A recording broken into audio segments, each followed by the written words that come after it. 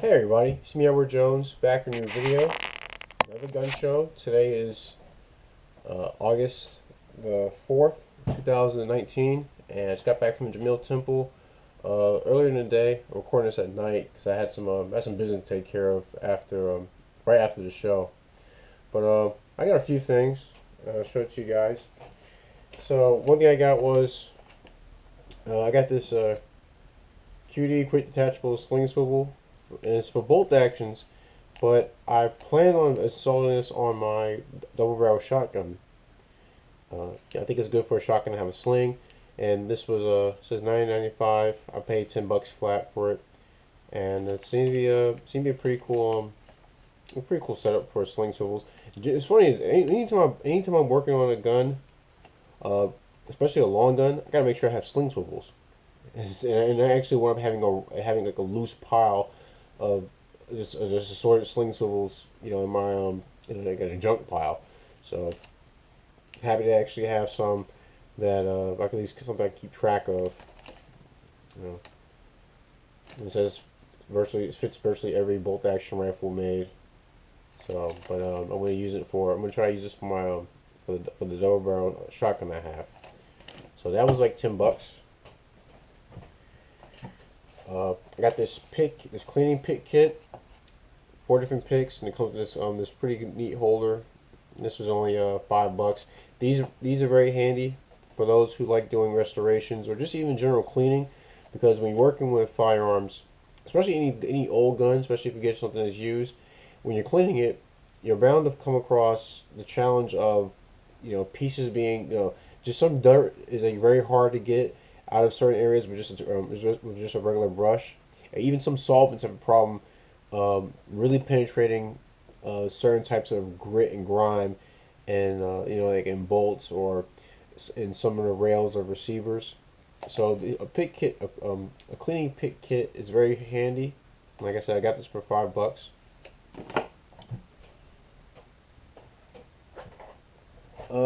I got this book. You guys don't like to get books every now and then. Unconventional Warfare Devices and Techniques, Incendiaries. And it's from the United States of America War Office. And there's a headquarters right there. And I got this because I find these things to be very interesting. What are the most simple, I guess, kind of simple weapons that I crafted? Whether it be during wartime or during social unrest, are Molotov cocktails. I find them to be very interesting in that it is actually an effective way to disable a tank or disable a vehicle, because the fire will attack the armor and will attack various parts of the vehicle to enable to ultimately disable it. So I just find it very interesting that such a simple device can be used to take down some strong piece of equipment. And I didn't read this. I didn't read through this book, but I could just look through here on the chapter 1 introduction, uh, initiators, igniters, and they have different chemical. See chapter 4, incendiary materials, delay mechanism. So I got this. Like I said, this kind of stuff is just very interesting to me, because I like to tinker around with things. I'm not saying for certain I'm going to be building any incendiary devices, but I think it's always good to at least have the knowledge at hand. Because you never know what can turn up in the future. Even if you have to just do something like maybe a controlled burn for a forest fire, which is a way of fighting fire with fire. It's very important to know how not just know how to make these things, but also just know how they work, so you can properly use one, or even properly defend yourself against one. And this was only $8. I got this MagTech ammo for 32 Smith & Wesson. Now, if you're wondering how, what kind of ammo this is, it's like 30. It's called 32 short. And this is pretty small. It's pretty small round. The lead nose. The weight of this is, what does it say? It's 85 grain lead round nose. I got it because my family had this revolver that they've kind of kept in the closet. This right here. And this is called a Guardian. It was made in Miami, Florida. It just says I think it's Guardian Firearms, Firearms IMP but it's called the Guardian. And you can make that out right there on the side of the receiver. And the way you load it is that you pull this plunger out. You pull it out towards the muzzle, and it swings out. It's a 7-shot.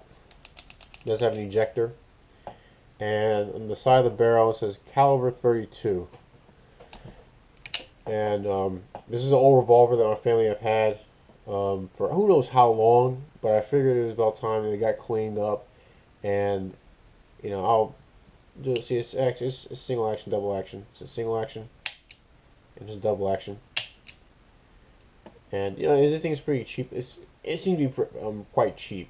I mean, even the receiver that it's not steel. It's some other material, probably the same stuff they make the high point slides out of. But I think that material is called Z-Max, if I'm not mistaken. But yeah, it's a little 32 short revolver, and they didn't have any good ammo for it, so I figured I'd go ahead and buy some ammo for it. Don't know if I'll do a range test video, but it'd be interesting to see how well this stuff performs. This box was $20. So I'll put that aside. I want to give a shout out to Precision One. I bought some more ammunition from them. I got 2 boxes of 9mm, and this is standard stuff. 115 grain full metal jackets, box of 50. So I got 100 rounds of 9mm by Precision One ammunition, and they're based out of South Carolina. I believe it's in Mount Pleasant. And I got one box of 50 rounds of 45 ACP, and this is a 230 grain jacket hollow points. I think altogether this was like $50. So this is just me, just buying ammo that I come across at gun shows, just to add to the inventory. And last but not least, the obvious high-vis yellow, which I don't know, I think the yellow is starting to patina a bit on this tool. This high-vis yellow potassium dispensing unit. And obviously, I always talk about how they have these at the gun shows. There's always a booth there. Generally speaking, there's always a table that has a big bowl of fruit. And first thing I see a banana, I'm going for it, because it's always good to have your potassium. So when I got this was on the house. All in all, this stuff came up to under $100. I think it came up to actually around $95, $95.